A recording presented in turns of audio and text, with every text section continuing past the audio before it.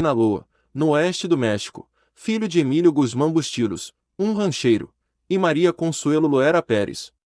Ele tinha duas irmãs, Armida e Bernarda, e quatro irmãos, Miguel Ângelo, Aureliano, Arturo e Emílio. Pouco se sabe sobre sua infância, vivendo numa casa pobre.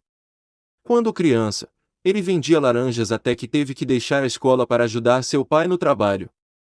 Ele e seus irmãos constantemente apanhavam do seu pai, porém às vezes Guzmán enfrentava para defender os irmãos mais novos. Sua mãe, por outro lado, era o pilar emocional da família. Seu pai gastava boa parte do dinheiro da família em bebidas e prostitutas, o que forçou Joaquim Guzmán a plantar maconha em sua casa para vender, junto com seus primos, quando tinha 15 anos, para sustentar a família. Quando ainda era adolescente, seu pai o expulsou de casa, o que o fez morar com o avô por um tempo. Foi neste período que ganhou seu apelido, El Chapo, uma gíria mexicana que significa baixinho, graças aos seus 1,68 metros de altura. Em Badiraguato, muitas pessoas trabalhavam com a produção de papoula do ópio. Quando virou adulto, através do tio, Pedro Avilés Pérez, deixou sua cidade e foi procurar trabalhos mais lucrativos com cartéis de drogas. Desde a década de 1980, Guzmán Loera se envolveu com o tráfico pesado de drogas, através da parceria com Miguel Ângelo Félix Gallardo, conhecido como o Poderoso Chefão, que era então o maior traficante de cocaína no México. Após uma série de prisões e divisões internas, El Chapo decide romper com a organização de Félix Gallardo e se mudou para Culiacán, onde fundou seu cartel. Nos anos 70 e 80, boa parte das drogas, especialmente cocaína, que entravam nos Estados Unidos vinha da Colômbia, com o México agindo apenas como ponto de transporte. Porém, no final da década de 80 e começo da de 90, as autoridades estadunidenses e colombianas começaram a desmantelar os mais poderosos cartéis de drogas em Medellín e Cali. Assim, os cartéis mexicanos começaram a ganhar mais proeminência na venda de drogas para o lucrativo mercado estadunidense. Em 1989, Félix Gallardo foi preso por autoridades mexicanas, enquanto Guzmán estava morando em Guadalajara. Naquela época, ele já tinha espalhado seus negócios por todo o México e às vezes monitorando o tráfico de perto. Em 1987, autoridades dos Estados Unidos determinaram que Joaquim Guzmán já era um dos líderes do cartel de Sinaloa. Entre outubro de 1987 e maio de 1990, ele supervisionou a entrada de 2,000 kg de maconha e 4,700 kg de cocaína no Arizona, lhe rendendo um lucro pessoal de 1,5 milhão de dólares. Na fronteira Estados Unidos-México, Guzmán coordenou o tráfico via terra e avião, com enormes lucros. Os transportadores carregavam pequenas quantidades por vez, tornando mais difícil de detectar. Não demorou e os negócios ilícitos de Joaquim Guzmán começaram a gerar enormes rendas. Sua rede incluía centenas de traficantes, produtores e elementos corruptos dentro do governo mexicano e na fronteira com os norte-americanos. Com o crescimento dos seus negócios, outros cartéis começaram a disputar com Sinaloa pelas locais de produção e rotas de transporte de drogas. Entre 1989 e 1993, El Chapo travou uma guerra contra o cartel de Tijuana, que deixou centenas de mortos. Ele mesmo sobreviveu a várias tentativas de assassinato. Em uma dessas tentativas, o arcebispo Juan Jesus Posadas Ocampo acabou sendo morto por engano com 14 tiros. O incidente enraiveceu a população mexicana, que começou a exigir ação por parte do governo. O rosto de El Chapo ficou agora estampado na capa de todos os jornais do país e uma recompensa foi posta em sua cabeça. Em 1993, Joaquim El Chapo Guzmán foi preso na Ponte Internacional de Talismo, na Guatemala, e extraditado para o México, onde foi admitido para a prisão de Almoloya. 2 anos mais tarde, em 1995, ele foi transferido para a prisão de segurança máxima de Puente Grande, Jalisco, onde ele escapou em 19 de janeiro de 2001. O governo mexicano ofereceu uma recompensa por sua captura de 30 milhões de pesos, enquanto o governo dos Estados Unidos, 7 milhões de dólares. Em setembro de 2001, os estadunidenses pediram a sua extradição, mas isso não foi possível. Em meados da década de 90, o cartel de Sinaloa já era uma das organizações criminosas mais ricas e poderosas do México. Enquanto ele estava na cadeia, seu irmão, Arturo Guzmán Loera, liderou o cartel, mas mesmo atrás das grades, El Chapo era considerado o comandante da organização, dando ordens aos seus tenentes sobre como gerir o negócio.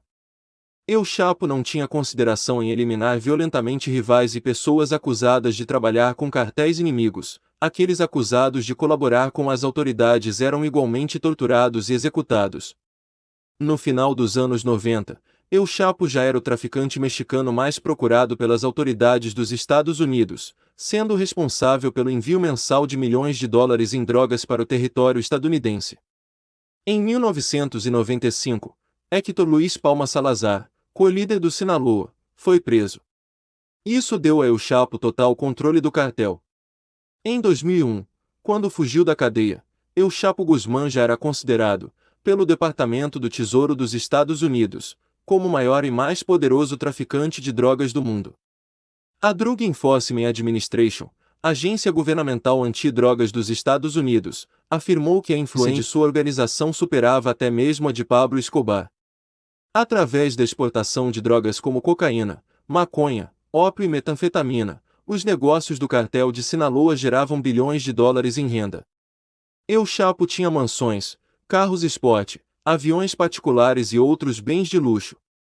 A partir de 2001, El Chapo começou a violentamente expandir seus negócios, tomando cidades e territórios de gangues e cartéis rivais.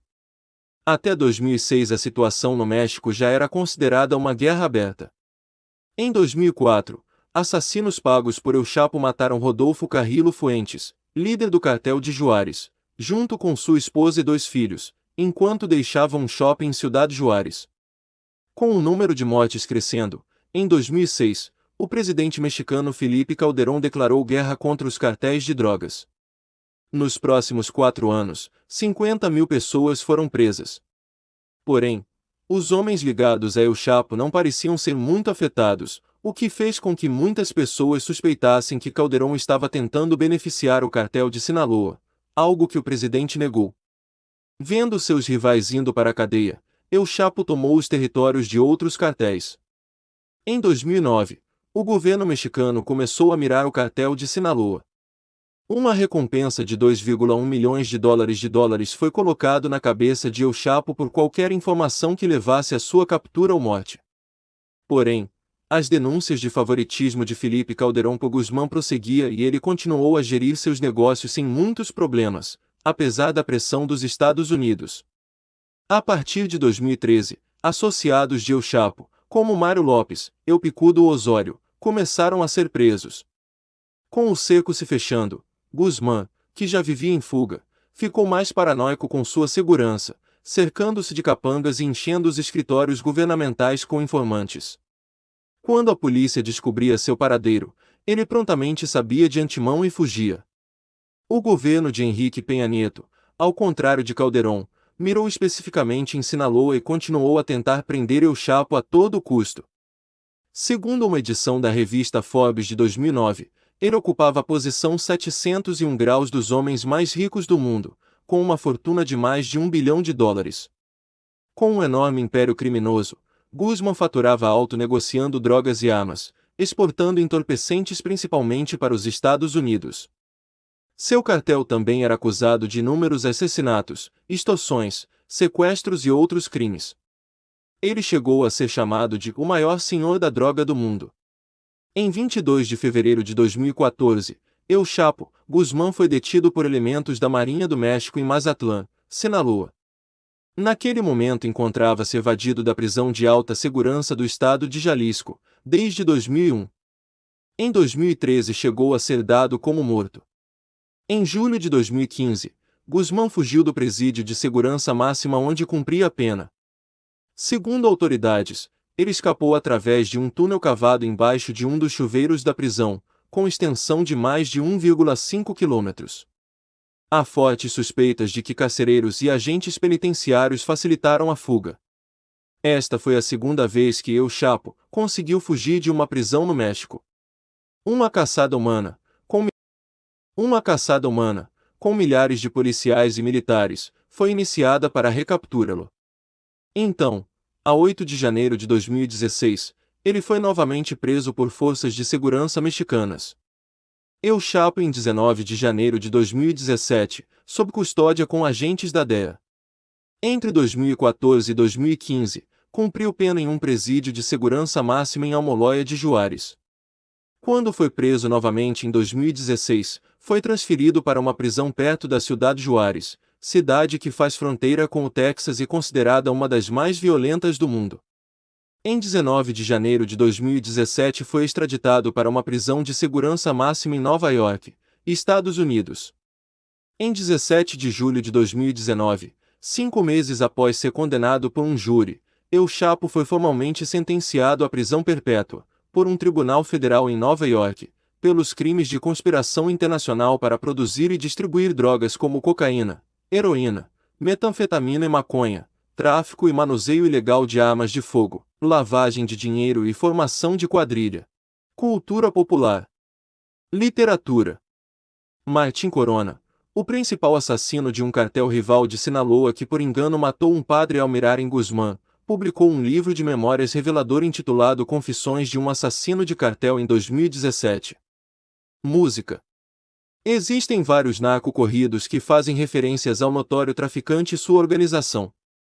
Alguns artistas americanos também fizeram músicas com referências a El Chapo, como os rappers Unk Murda, Skrillex, Gucci Mane e The Game.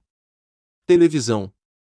Em 2017, a Netflix e a Univision começaram a coproduzir a série El Chapo sobre a vida de Guzmán. A série estreou no domingo, 23 de abril de 2017 na Univision e foi seguida por um pós-show de 20 minutos na live do Facebook intitulado El Chapo Ilimitado.